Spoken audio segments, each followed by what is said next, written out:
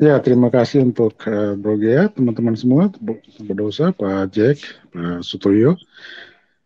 Amin. Adalah tugas dan kewajiban kita sesuai dengan amanat perutusan.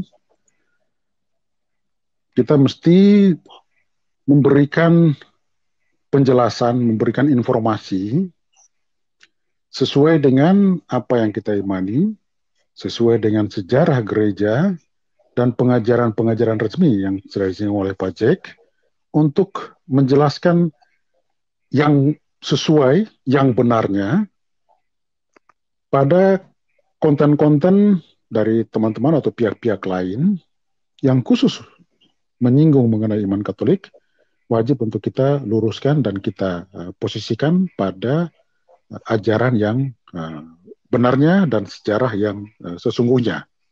Sehingga dengan demikian bisa menjadi edukasi sekaligus juga menjadi pewartaan. Karena kita sebagai umat Katolik dituntut lebih untuk mewartakan Kristus ke seluruh penjuru dunia. Demikian, terima kasih. Oke, terima kasih Pak Ivan. Pak Suto, silakan Pak Suto. Ya, salam, sugeng Halo sonten. Pak Suto. Salam. Ya, Ya, salam. silakan Pak. Jadi saya hanya mengulangin salam. aja closing statement saya bahwa yang diberikan di surga adalah Santo Petrus dan yang diberi mandat untuk mengembalakan domba-dombanya adalah Santo Petrus, yaitu bisa dilihat Matius 16 ayat 18 dan Yohanes 15 ayat 21. Jadi berkat perutusan dan berkat kemuliaan ini langsung dari Tuhan Yesus kepada Santo Petrus sebagai Bapak Paus pertama tahun 67 Masehi. Dari situlah berkat perutusan selalu mengalir sampai ke bawah, hingga sampai para profesor-profesor maupun diakon yang ada di gereja-gereja, paroki maupun pembantu gereja maupun di gereja-gereja stasi.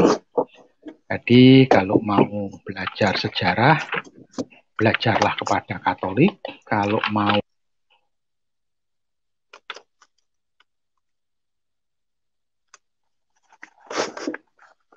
Halo? Iya. Ya, Pak Suto, suaranya tidak terdengar Pak Suto. Halo Pak Suto. Kalau mengajarkan ajaran Katolik, jangan sampai keliru dan tanpa dasar-dasar sejarah gereja. Closing statement saya itu aja. Terima kasih. Berkat dalam. Terima kasih Pak Suto. Berkat dalam.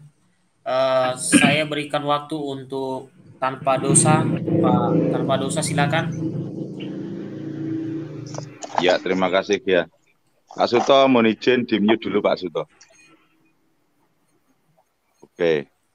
Teman-teman, rekan-rekan, ibu bapak yang di live chat, saya selalu mengucapkan banyak-banyak terima kasih untuk dukungan dari panjenengan semua atas kerjasama tim kita ini, supaya awam Katolik bisa menyimak, belajar dengan tim kita ini, apa sih Katolik, mulai dari sejarah, tradisi, iman rasuli, dan lain sebagainya, dan juga khususnya untuk menangkis konten-konten di luar Kristen non-Katolik yang membuat framing, yang membuat provokasi berkaitan dengan Katolik, kita akan tanggapi.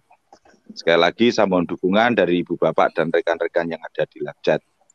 Untuk yang terakhir, closing statement saya, Pak Jack, saya tunggu hadirannya di tim. Kita sangat berharap, karena nanti ada beberapa romo yang masuk di tim, Pak Jack. Sebelumnya terima kasih dan doanya Pak Jack. I love you untuk semuanya. Shalom, berkah dalam, rahayu, rahayu, rahayu. Amin. Amin. Berkah dalam Pak tanpa dosa. Sekarang waktunya untuk Pak Jack. Agak lama, 15 menitan, 10 menitan. Ya, saya serahkan ke Pak Jack. Silakan Pak Jack. Sama-sama, terima kasih. Saya sangat positif dengan perkembangan zaman ini. Ini saya punya prinsip ya. sangat optimis, maksud saya optimis dengan semua yang terjadi, terutama dengan perkembangan teknologi ini, internet ini, dan literatur yang dalam arti tertentu banyak yang free, gratis. Makanya saya sangat optimis dunia ini akan semakin baik, dan persatuan Kristiani sangat mungkin akan tercapai. Karena kita kan sama-sama akan mengecek sumber-sumbernya. Misalnya saudara-saudara kita yang Protestan, mereka boleh saja menggunakan strategi-strategi konstruksionisme. Itu kan mereka menciptakan konstruksi baru tentang sejarah. Jadi macam Tamperagi dan macam-macam lain. Mereka selalu membuat konstruksi baru. Mereka membuat yang awalnya begini, lalu mereka menciptakan teori baru. Tapi toh kita semua akan baca lagi, dan kalau mereka ambil sumber, nanti kita cek sama-sama. Nanti kalau misalnya mereka tunjukkan sumber, ini sumber saya. Nah, kita coba cek sumber itu. Coba cek mana dia catatan kaki. Di mana referensi lebih lanjutnya kemana. Nah, di situ akan terlihat bahwa Anda membuat pendasaran di atas dasar yang rapuh. Nah, seperti itu. Jadi dari situ kita akan dengan mudah mengatakan, engkau agak keliru di sini. Nah, dan kita akan kembali kepada sejarah yang benar, karena itu persatuan Kristiani akan sangat mungkin. Karena itu sudah sangat baik dimulai di Konsili Vatikan kedua ini. Nah, saya baca sedikit ini. Ini saya baca, ada buku yang bagus ini, saya lihat Vatican Council itu oleh Xavier Ryan atau Ryan, seperti itulah. Nah, pada penutupan konsili Paus ke-6 itu dia mengatakan, itu di hadapan pada penutupan itu dia pertama buat beberapa event, kesempatan untuk penutupan itu. Pertama penutupan bersama saudara-saudara kita yang Protestan. Itu dia dalam homilinya yang panjang lebar, kemudian pada bagian terakhir dia katakan begini, itu bagus. May this ray of divine light, beloved brethren, cause us all to recognize the blessed door of truth. Ini kalimat hanya itu, tapi kita renungkan baik-baik ya. Semoga cahaya kebenaran, may this ray of divine light, ya, beloved brethren, cause us all to recognize the blessed door of truth. Nah, jadi semoga cahaya kebenaran itu mendorong kita supaya mengenal pintu gerbang kebenaran. Nah, itu gerbang kebenaran, supaya kita semua masuk ke dalam rumah kebenaran itu. Nah, dengan kata-kata itu dalam keseluruhan tindakan Paus itu, sebagian itu begitu tertegun, bahkan dikatakan di sini, some of them were moved to tears by the solemnity of the occasion and the place. Jadi saudara-saudara, kan waktu Konsili Vatikan kedua kan diundang juga observator, para pengamat, termasuk itu banyak Protestan. Jadi banyak sekali orang Protestan yang bahkan menangis ketika Paus omong ajakan untuk persatuan itu. Jadi bayangkan, itu yang terjadi, itu untuk orang Protestan. Lalu orang Ortodoks datang juga, yang itu Patriark Athenagoras itu. Nah, jadi dia datang, dia mau cium kaki Paus, tapi Paus langsung peluk dia. Kan Athenagoras bilang, ini adik yang datang untuk ketemu kembali dengan kakak. Dia bilang, bukan, ini adalah saudara bertemu saudara. Nah, seperti itu. Jadi mereka juga move into tears. Lalu akhirnya komentar dari seorang Protestan yang lain. Ini bagus ini. If the church is able to express its regret for the past with such ease and humility, anything is possible. Nah, itu. Saya baca ulang lagi ya. If the church is able to express its regret for the past with such ease and humility, anything is possible. Nah, itu. Jadi kalau kita ini mau mengekspresikan gereja kita, mau mengatakan tentang gereja kita, tentang segala kerapuan, kelemahan, kejahatan yang telah kita buat dengan segala kerendahan hati, maka segala persatuan yang kita inginkan itu sangat mungkin terjadi. Nah, jadi ini menjadi tugas kita bersama untuk merepresentasikan gereja kita ini secara baik. Nah, saya itu selalu seperti yang saya katakan tadi, optimis, sangat optimis nih. Karena Ini ada bukti nih, bukan sekedar optimis tanpa dasar. Kita lihat misalnya di Amerika, saya kira hampir semua kita ini kan nonton tuh di Amerika. Amerika tuh bagus, mereka tuh sangat terbuka macam-macam. Nah, banyak sekali saudara-saudara kita yang Protestan itu kan yang sungguh-sungguh belajar dan mau terbuka kepada kebenaran, akhirnya banyak yang kembali ke gereja Katolik. Sementara maaf-maaf saja banyak Katolik yang ya tidak enak juga omong, tapi intinya yang pemahaman itu lemah, sangat-sangat kurang. Lalu mereka pindah ke Protestan, lalu mereka ngomong sesuatu yang sama sekali tidak diajarkan gereja Katolik. Misalnya, gereja kami di gereja Katolik itu menyembah Maria. Itu anak playgroup juga tahu itu tidak ada yang seperti itu. Nah, jadi kebanyakan Katolik yang tidak paham betul tentang gereja Katolik lompat ke saudara kita yang Protestan, sementara saudara yang Protestan yang belajar sungguh-sungguh itu akhirnya masuk ke Katolik. Sehingga kan kita sering dengar, walaupun tidak terlalu enak, tapi itu kan kalimatnya yang mengatakan bahwa strong Catholics, strong Protestant become Catholics, weak Catholics become Protestant. Kan seperti itu.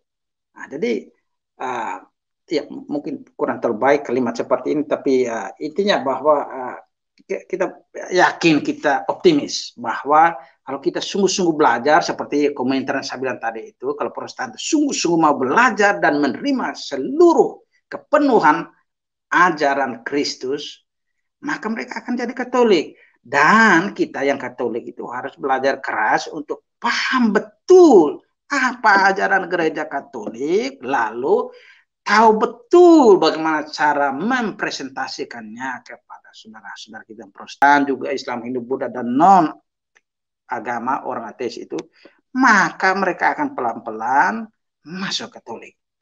Yang seperti ini itu adalah harapan kita bersama. Hanya saja ya kita ini kan manusia lemah, kadang-kadang ya dengan segala keterbatasan. Banyak yang punya niat baik tetapi mempresentasikan secara keliru. Yang Protestan ada yang keliru, yang Katolik juga ada yang keliru. Jadi kebanyakan kita itu bermain di bagian keliru semua. Yang Katolik itu niatnya baik tapi mempresentasikan secara keliru. Yang Protestan niatnya baik tapi presentasi juga secara keliru. Keliru tambah keliru menjadi keliru. Saya tidak apa rumus matematika ini negatif tambah negatif sebagai positif atau bagaimana. Tapi yang ini salah tambah salah menjadi celaka. Nah, jadi ini yang harus kita lakukan adalah baca baik-baik, baru kemudian menjelaskannya secara baik dan menarik. Nah, itu saya tambah sedikit apa yang dilakukan oleh saudara-saudara kita yang di Katolisitas itu, pasangan Steph dan Ingrid itu. Mereka biasa pakai doa yang dari Santo Thomas Aquinas itu. Salah satu doanya agak panjang-panjang, tetapi satu dua kata yang saya ingat bahwa mereka berdoa supaya bisa mempresentasikan ajaran Katolik secara menarik. Nah, jadi kita semua ini nih usahakan semampu kita untuk paham ajaran yang baik lalu menjelaskan secara menarik. Nah, macam DGA ini coba terus cari orang-orang yang mungkin agak ahli bagaimana cara supaya lebih menarik atau apa supaya lebih bagus. Nah, tadi malam saya sempat nonton itu yang Tampragi itu, dia kelihatan niatnya baik. Dia bilang siapa saja ke seluruh YouTube Kristen yang mau bergabung, mau belajar bagaimana supaya buat YouTube-nya cepat naik, cepat menarik macam-macam, silakan bergabung ke sini. Ya saya melihat dari segi positifnya saja bahwa dia mau membantu seperti itu. Jadi lihat ini. Jadi coba cari akal, cari orang-orang yang agak bagus, yang punya keahlian itu buat supaya bisa mempresentasikan YouTube-mu dengan sangat baik sehingga pelayanan pastoral kita semakin mengena. Ini saya sudah omong terlalu panjang lebar, mungkin sudah lebih dari 15 menit. Untuk kurang, saya mohon maaf, yang lebihnya ya disyukuri saja begitu. Saya kira sekian saja, sampai jumpa pada lain kesempatan. Saya belum bisa bergabung karena saya agak sibuk-sibuk sedikit. Terima kasih.